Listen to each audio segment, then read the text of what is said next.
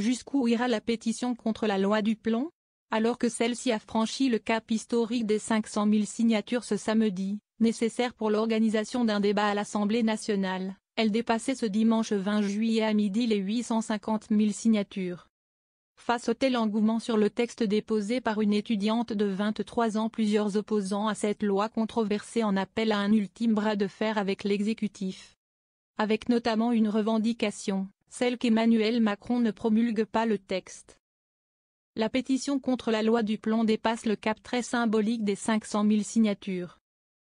La pétition contre la loi du plomb approche le million de signatures. Le président de la République et le Premier ministre doivent entendre la colère populaire contre cette loi passée en force. Ils doivent renoncer à la promulguer, écrit ainsi ce dimanche 20 juillet Emmanuel Bompard, coordinateur national de la France insoumise et député LFI, sur son compte X. Sans attendre l'issue du recours déposé auprès du Conseil constitutionnel, c'est désormais au président de la République Emmanuel Macron qu'il revient de prendre la décision de ne pas promulguer la loi du plomb, a réagi la députée écologiste Delphine Batho dans un communiqué. Alors qu'il exprimait il y a peu qu'il n'était pas content des reculs sur l'écologie, il a l'occasion de joindre un acte à la parole. Un raz-de-marée citoyen. Si le président de la République dit aujourd'hui « J'ai encore ce peu de pouvoir qui me permet de protéger la santé des Français, d'être le garant de la sécurité sanitaire des Françaises et des Français », il ferait œuvre utile, a complété sur BFM TV son collègue au sein des rangs écologistes Benjamin Lucas. Le président doit renoncer à promulguer cette loi face au raz-de-marée citoyen que représente le succès de la pétition, a aussi estimé le groupe écologiste à l'Assemblée nationale. Yaël Braun-Pivet favorable au débat mais.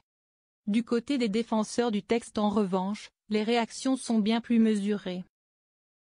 La présidente de l'Assemblée nationale, Yaël Braun-Pivet, a déclaré sur France Info être évidemment favorable à l'organisation d'un débat sur la pétition à l'Assemblée, avec la nomination d'un rapporteur, des auditions et une discussion dans l'hémicycle. Mais le débat ne pourra en aucun cas revenir sur la loi votée, a-t-elle prévenu. Le sénateur Laurent Duplomb, LR, à l'origine du texte, s'est quant à lui montré plus agacé face à l'engouement citoyen. Ça ne m'inspire pas grand-chose, ça veut dire que l'opposition s'exprime, a-t-il réagi sur France Info.